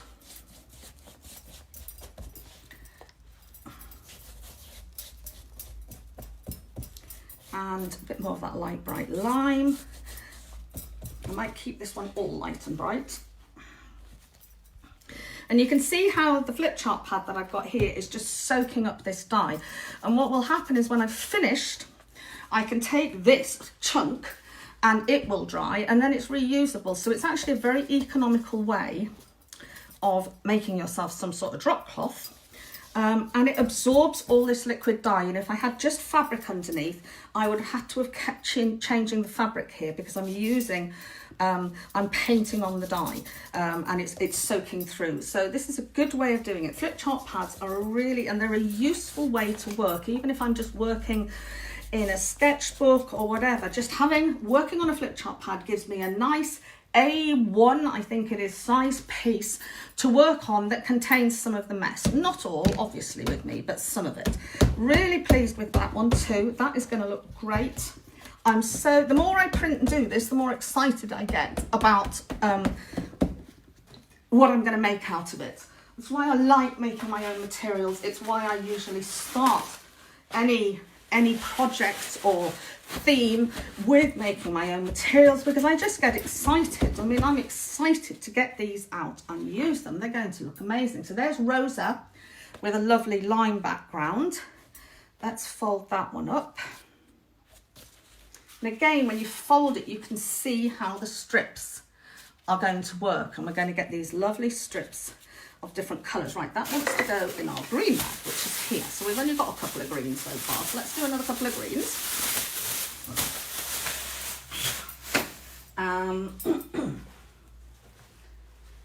That is going to do mocha. This one, we could do half of this in green, couldn't we? And half, that was going to be an all mocha piece actually, wasn't it? But we'll do it halfy. Let's do half in green. Some green and mocha. That could be nice because we haven't had that mix yet. So let's see how that looks. So there's the lime.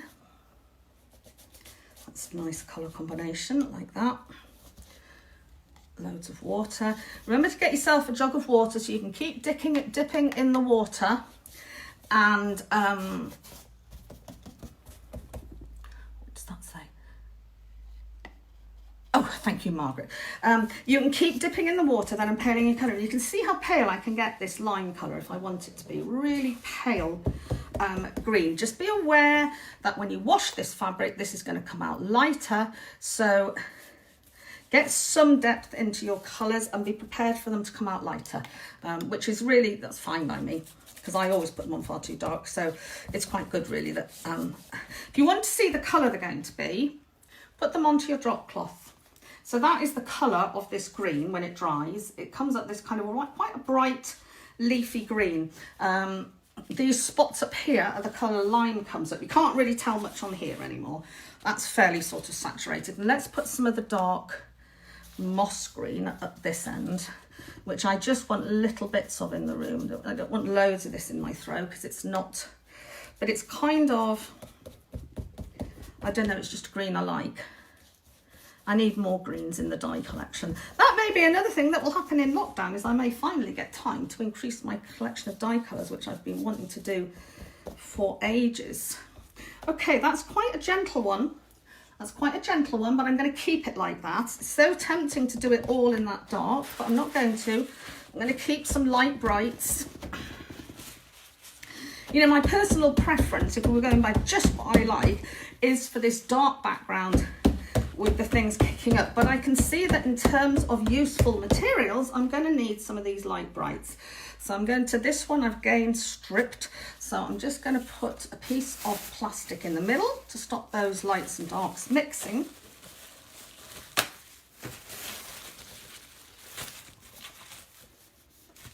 That'll do.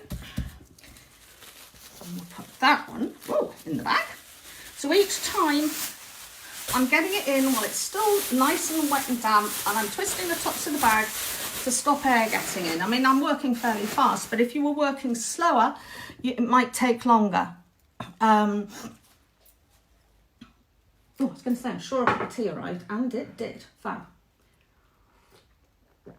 Okay, here we go. So, what have I got left? Have I got any that are still whole? No, these are all good halves now. Oh no, that's still whole. Right. That's got the lovely lime green roses on, hasn't it? So, you'll find yourselves when you're doing this, there'll be one colour that isn't as much your favourite as the others. And my favourites are the blues. Because I haven't used them yet, I want to get into the browns and mochas. So at the moment, I'm wanting to get away from the greens, but I know I need some greens. So I'm forcing myself to stay with this and to put onto here some more lime green, because I know the lime is going to be the colour that I need quite a lot of. Let's try mixing some of that lime, which is lovely and bright, will be when it's dry, with some of this moss and see what that gets us. Oh, that's nice. I like that. Let's do that. It makes it a bit more interesting. A lime moss mix. Oh, I like that. There's a colour to make. Right, so let's do it again. So into lime, into moss, onto the page. That's a lovely colour. I like that colour. Keep going with that. Into lime. Put the lime down. Let's get the lime down. Bit of water. Get it wet. And then into lime, into moss, and onto there. Oh, I like that. That makes a nice colour. Very, very pretty. A sort of mid-green, but a less mossy mid-green. And then we'll do the same up here. I'm going to go into lime. Oh, that was into lime and into moss. Okay, we'll do it again, but with a bit more moss now. We'll increase the amount of moss in that mix. Don't be frightened of dyes. They can't harm you. They're not going to do anything terrible. You're applying them with a paintbrush. You can see what's happening. You're not going to get a nasty surprise at the end. You're not going to take this out of an immersion bucket and discover that you've dyed the whole thing brown. This is dyed green and it will come out dyed green. It will be lighter than it looks now, just because that's when the fabric is saturated with dye, it looks deeper. But other than that, so long as I've got fixative in it, this is going to stay as it is. And even if I'd forgotten to put the fixative in, or I've had my soda ash too weak or whatever, the worst that can happen is this dye will get paler, in which case I will just dye it again. You know, it's dead simple, nothing lost. If the paint got broken down at all, I'd just reprint it. There's nothing can go wrong. So don't be scared of this process. So long as you've got the right paint, you need a properly opaque paint. So long as you've got a good, proper opaque paint, this will work. If you haven't, if your paints are a little more transparent, then in areas like this, where I've got the mocha brown rosebuds and I've got green going over, it would change the colour of them. Here, where I've got dark green going over light green, it would have made a mid-green. Here, where the blue is, this would have changed to a greeny blue. So you can use more transparent paints, but be very aware your colours will start changing. With this process, for me, I know my colours are all going to stay fairly pure. That's lovely, that. So let's fold that one up. I think if we do it like this, we'll keep most of that distinction. Okay, so I've given myself 3 green bits now. Probably need to do one at a time. How many bits have I got left? I know I've got loads of blue done. How many bits have I got left? 1, 2, 3, oh, quite a lot. 4, 5, 6. Oh, okay, plenty. I'll do another green then. Right, so this badger wonder if I should do one for... No, I'll come back to that later. I'm just wondering whether I should do a bigger piece for possible sashing and stripping, but I'm not going to bother. We'll sort that out later. So let's do this one again, a halfy-halfy. It's got lime and green on it. So let's put, oh, okay. Let's put lime and let's add that moss because I like that mix. Lime and moss. It's hard when, you see, because I just think this would look so exciting if I put indigo blue over, and it would. There's no two doubts about that. It's just that's not what I'm trying for. Whoops, I've gone into robin eggs. I just saw myself do it. I saw myself thinking, oh, come on, just put a bit of something different on there. So a bit of robin eggs looks nice, doesn't it? That looks pretty. And then I could cheekily dip in whatever that is. And oh, look, it's blue. It's a little bit more blue. That's made me happy. It's only very gentle. I'm not putting anything very deep on here. I'm just using a bit of that nice, gentle blue. And then, where's cornflower gone? I was put a little bit of cornflower on there. If I could see cornflower. Is that cornflower? I think that might be cornflower. So I'm going to dip in water and try and get a nice gentle, too gentle. There we are, cornflower down the end. That was me coming to the end of my ability to do what I'm supposed to be doing. I just needed to put one of my favourite colours on there.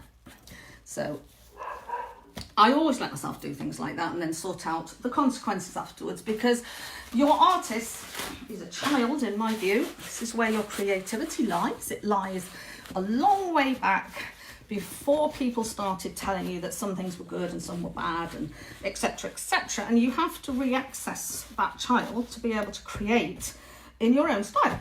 So I keep a very childlike attitude while I'm working, and part of that childlikeness is when my artist gets bored of using the colours she's meant to be using, I push her for a bit and then I think, okay, let's let her have blue. Right, so I'm going to count that though as a green cloth.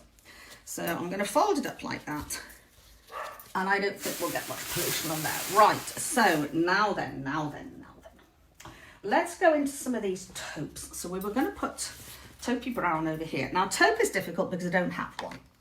The nearest I have is a mink mix that I'm trying. I used to have a lovely mink colour, and then the manufacturer stopped making one of the colours I used, which was a grey as part of it.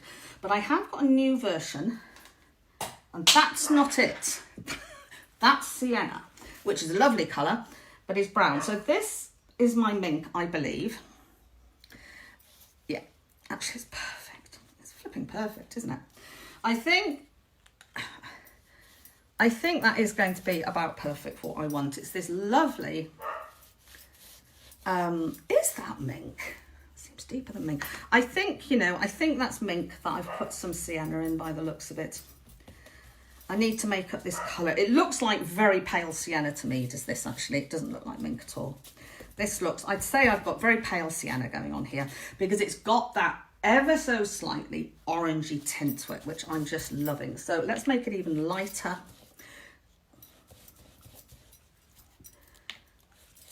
So even if you haven't got pale colours of dyes, just get water added into, have a look at the ones you've got and see which seem the nearest to the colours that you're wanting, and then add water to get them really nice and pale. So I'm going to keep this one all in a really pretty pale mink colour. I'm absolutely loving that. I think that's beautiful. Blot it and look at how these flowers come up. They just shoot up out of there, don't they? That is such a retro feeling piece of fabric. That has got 60s, 70s written all over it, hasn't it? It just has. It's beautiful. Absolutely love it. So now we need a mink bag. And we'll fold that boy up. It's got a bit of green on. I can see my drop cloth's very green. So I think I'm going to put this in a bag. Just get the green bag tied up there. So I need a new bag for mink. Anybody seen the bags? Oh, there they are. There they are. Here they are. Here we are. Here's the bags. Oh. Let's get this in. Anybody asking anything? No, you're all just watching at the moment, good girls. Let's put that in. So that's my mink bag, which I'm going to put there. I'm going to get a slurp of tea, and I'm going to get this off It's a bit of a pain at this stage, but because this is so green, if I want pale minky colours, I am really going to struggle a bit with this cloth because it's going to put green up into them. So before that becomes a problem, I'm going to very sensibly, because I always do things very sensibly, it's just the way I am, I'm going to just move the cloth. And while I'm on the job, I thought I'd just, no, because that's going to take too long. I can't be bothered to cork up the dye. So I'm just going to hope that all the dyes don't spill all over the place. A deadly thing to be hoping, but so I'm going to take a few sheets off here because this will have soaked down quite a way by now. Let's get all that lot off. And this isn't wasted paper by any manner of means. This is going to be fabulously useful collage paper. Plus, when it's dry, I can get it back out to use again as a drop cloth. It's just saturated at the moment, that's all. It's just had a lot of liquid dye put through it. So we'll just take that away. And some of these I can use for collage because you can see how much dye's gone through. Lots. So I've got some beautiful papers here I can use for collage and stitch if I wish, or as I say, I can let these dry and they will be perfect. When they're dry, they're just reusable as a drop cloth. I'll just file those on the floor. Right, that's better. Let's put mocha on this one. Some sort of mocha. So let's go with that. I think it's pale sienna again. This could be sienna, I'm not sure. What have I got on my brush? Oh, that is sienna. So this is a gorgeous, I love it. Well, I would call it an orangey brown, a sort of slightly warm terracotta-y brown, if you like. And I think I've just gone into the paler one there. Not sure what I've done there. I think that's the paler one. Yes, it is. That's a gorgeous colour. Oh, look at that. Isn't that beautiful? Wow. Love it when the colours get mixed up on your drop cloth like that. What are the colours I got? Oh, burgundy, that's right. And coral sand. And I don't think I'm going to go into coral sand. I think I'm going to keep these on the brown mocha sides rather than going into those more kind of corally tones. So tempting for me to get coral in there because it's beachy. But that's not what I'm wanting for this particular piece. Right, so let's get some cloth and just, oh, hang on, I haven't got that. I haven't got it right up to the top there. I don't know which is the dark and which is the light there.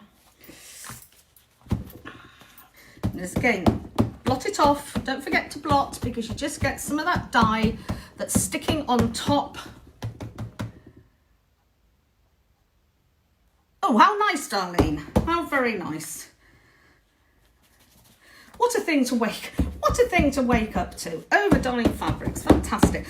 And you can see as I blot, I'm just getting some of the dye off the top of these paints so that their vividness comes back again. I think I need a clean piece of tissue there.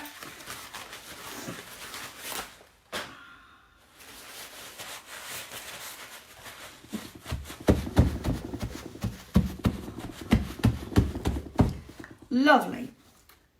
So that's another one with that lovely brown colour in. Again, I'm just going to fold that up, keep it damp, and that goes in my mocha bag. Now, look at the colours. The backs of some of these are going to be lovely. The backs are going to be gorgeous. You can't, no, I haven't. I mean, you could do with something like, you couldn't with the acrylic paints because of the way they behave. They've got polymer in them and they'll just sit on top of the other acrylic paint and cover it. Now you could use transparent acrylic paints, but what you'll then get is layers of colour going on because the paint will sit there.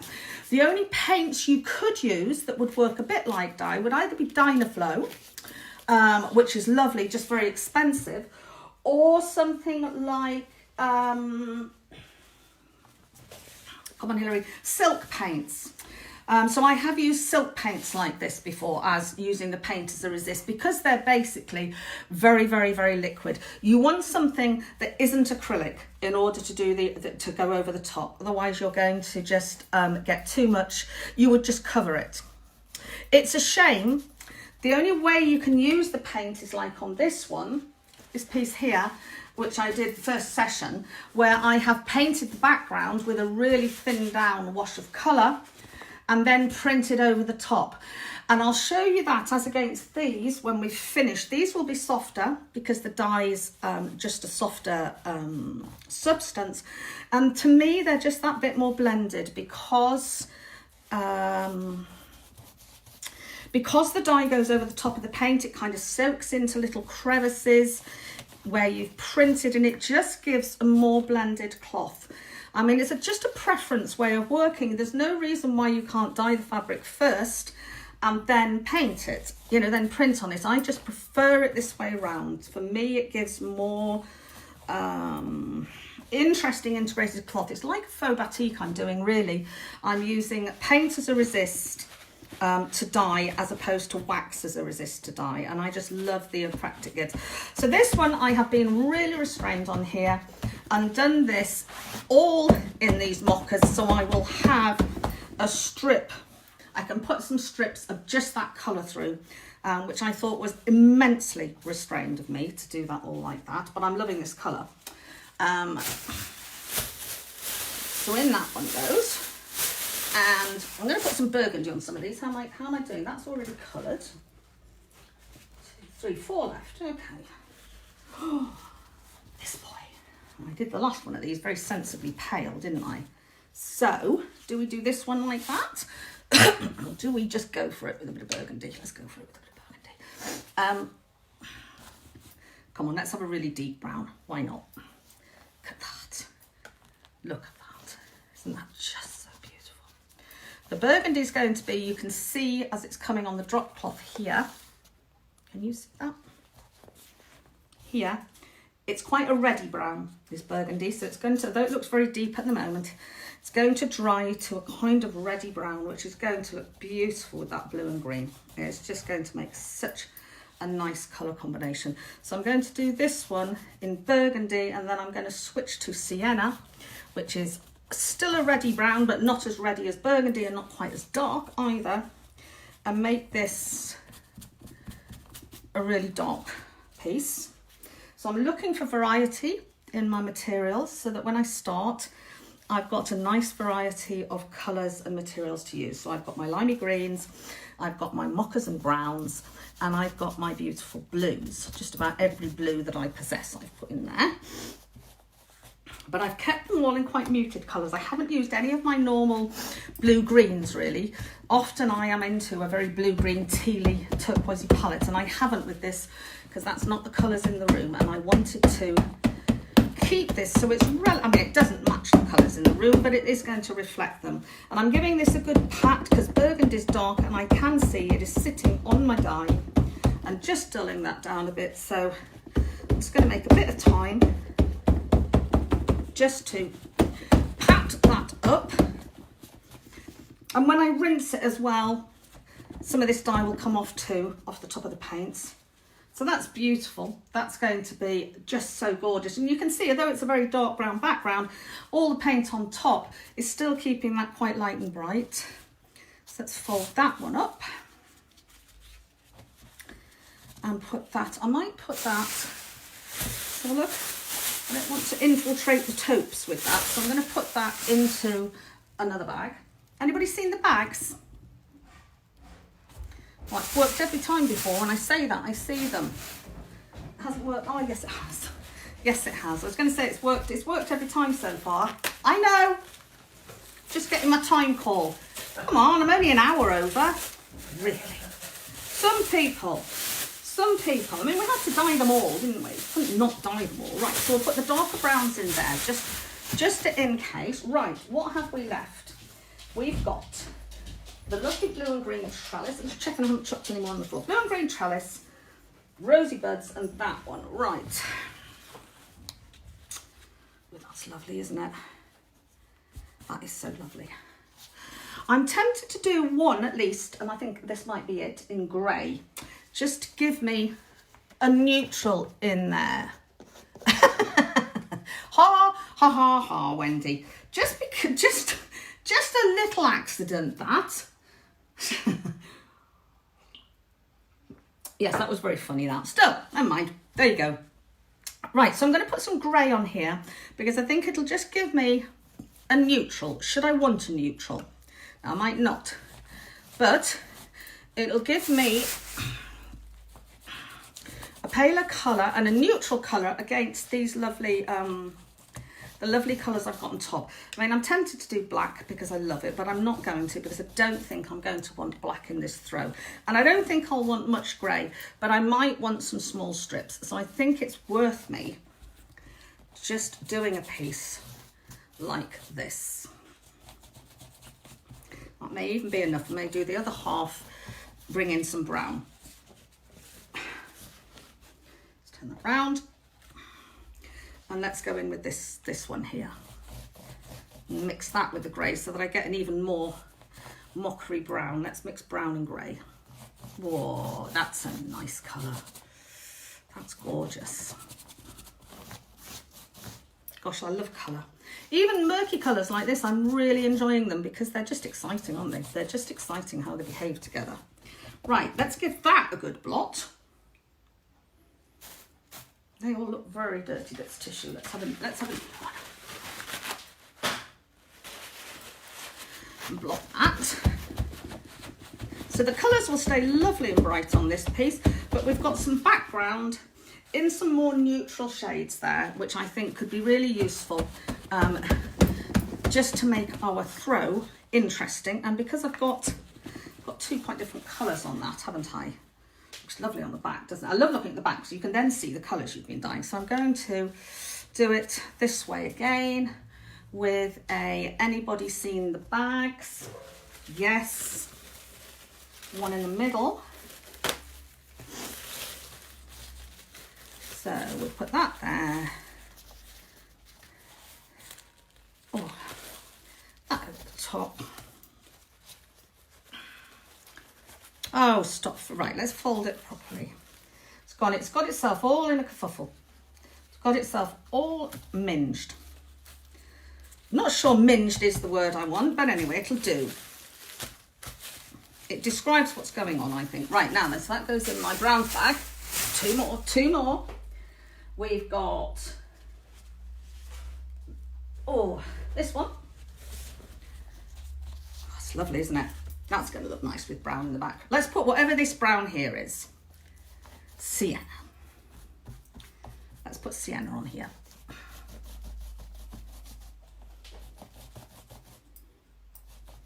And then let's put some of that grey because I thought that looked really nice, the grey mixing in with the brown.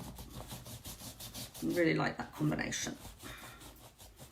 And grey is a lovely colour because it goes with just about anything because it isn't really a colour.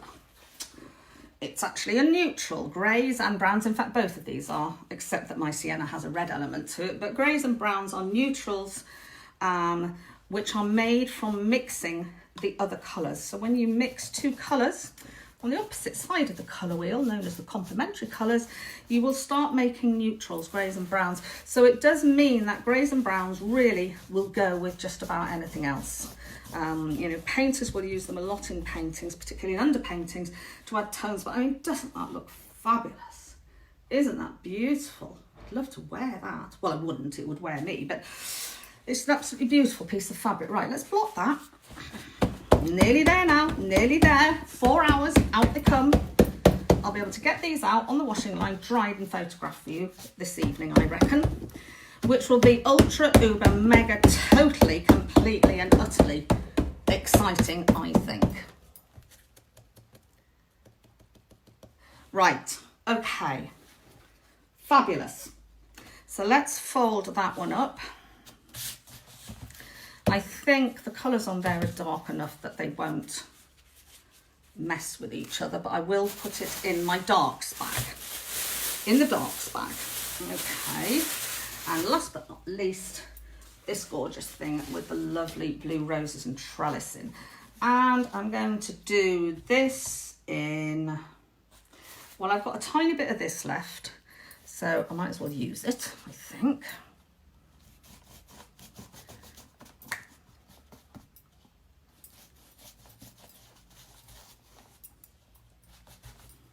That's it on that, so I can't use that anymore. Let's go in for some pale, pale burgundy might be too orange, but let's see. Let's dip into, that's coral sand. That is, not only is it coral sand, I don't even think it's coral sand, I think it is orange. So that would be very, very orange. Gosh, I'm glad I spotted that just before I put it on, because I don't want orange on here. Let's put, this is paled burgundy, which is nice. Look, that's giving me quite a warm beige there. I like that. Let's do more of that. So plenty of water. Dip in the burgundy and slop it in the water. This is why I'm on a flip chart pad. You can see I've got a lot of water going on here to get this mixing. It works, and it looks so beautiful. It looks so beautiful. One more dip in there. I'm loving that. That burgundy pale out is really, you can see the difference between, I think this is sienna pale out, which is a brownie brown, taupey brown. This side is a much more chocolatey, warmer brown. Lovely. Really, really nice. Really pleased with that one. Give that a blot.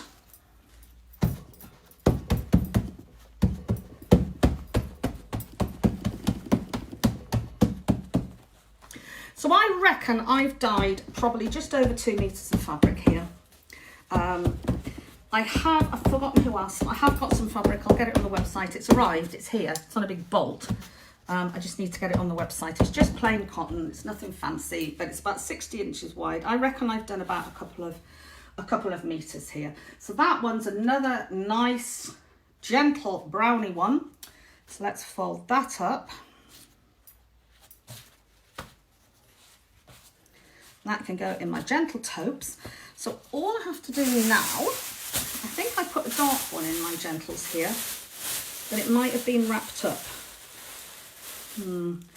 Well, no, I think that's okay. So gentles in there. So all I need to do now, the first thing is check that I haven't lost any cloth, which is quite likely with me because I do tend, that's already been done.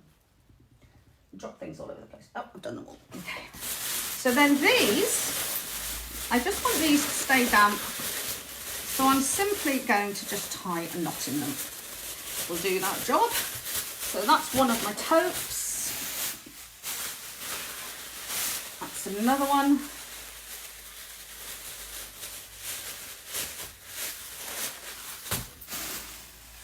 This one, and you can, but these bags, you can reuse them for this when you've done them, and if they've got a bit stained on the inside with dye, put them in your bin, use them as bin liners then, you know, you can double purpose them. And this is my blues. So I've got some lovely, lovely bags of colour there. I'll tip you up for a second.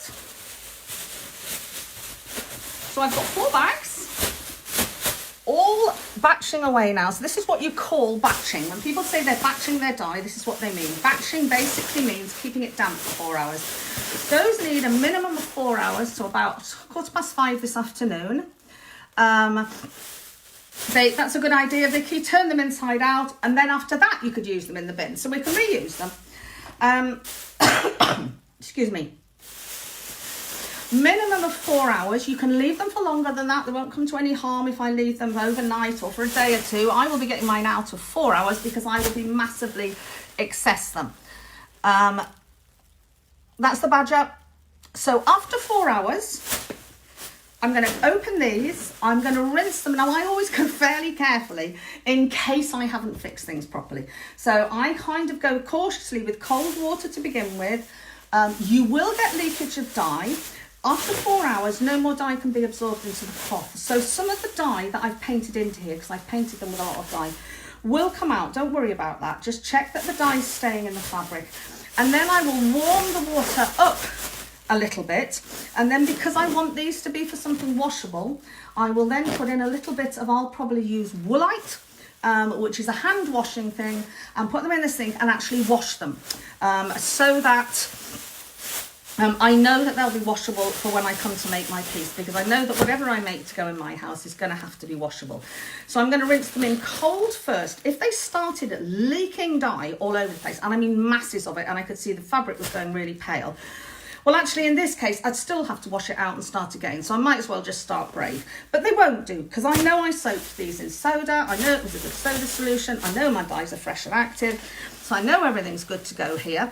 So what I will do is 5:15 this afternoon, believe you me, I'll be here rinsing these. So I'm going to rinse them first to get the excess dye, and then I'm going to hand wash them. I could use, I might use the machine actually. I've got a 30-degree very quick wash on my machine, so I might pop them through that, just to make sure that all excess dye is out of them, so that I know they're washable. And then we're ready to go on Wednesday and start making this throw. And as I say, you can have to make a throw, you can make anything you like along with me. So that will be Wednesday, and I think we'll aim for 11 o'clock. I know last week I did it in the afternoon, but I've been quite ill, so I was just allowing myself an extra lie-in. So I think 11 in the morning is a good time, because we're done by lunchtime then, and then you've got the afternoon. So hopefully by Wednesday, you'll all be with me here with some nice cloth, whatever you want to make, printed, dyed, and ready to make something. And I think it's going to be mega, mega exciting. I'm very, very excited about that. And we're going to make something. I'm going to make it in 12-inch blocks. We'll go through this on Wednesday, but I'm going to make it in 12-inch blocks so that I don't have to have something huge under my sewing machine. And then I'll show you how you can join those to make a bigger piece. All right, my lovelies, well, have a look. The sun's certainly shining here in Newport. I hope it is wherever you are. I hope you're all well. All over the world, I hope you're all well. Staying safe, staying sane. 6 months from now, you know, we'll be looking back on this. I'm certain of that. It's not going to go on forever, but let's use the time while we've got it. All right, my lovelies, I'll talk to you later. I'll post you these pictures up later as well. Bye now. Bye.